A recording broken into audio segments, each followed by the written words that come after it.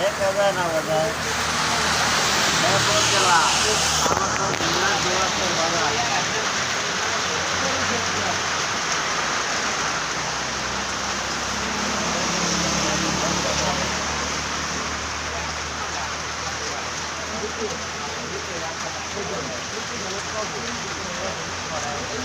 বাদরবাই চা দোকানে এখন বৃষ্টির মধ্যে মানুষ বাইরে যেতে পারছে না, বিদায় মানুষ চা খাইতেছে আর আড্ডা মারতেছে।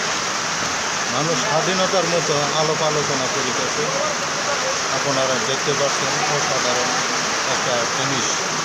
এক মুরব্বী মানুষ বৃষ্টির ভিতরে ভিজে আসছে চা দোকানে চা খাওয়ার জন্য। আপনারা দেখুন বৃষ্টির ভিতরে হারুন ভাই শেরপুর রওনা দিছে, কিন্তু বৃষ্টির কারণে যাইতে পারতেছে না। কখন বৃষ্টি থামবে, একটু করে যাবে বৃষ্টি থামবে। দেখুন হারুন ভাই অবসর সময় মোবাইল টিপতেছে। আপনারা সবাই হারুন ভাইয়ের জন্য দোয়া করবেন যেন সে দীর্ঘ সময় বেঁচে থাকতে পারে, মানুষের উপকার করতে পারে। তিনি একজন মেকানিক্স। ধন্যবাদ।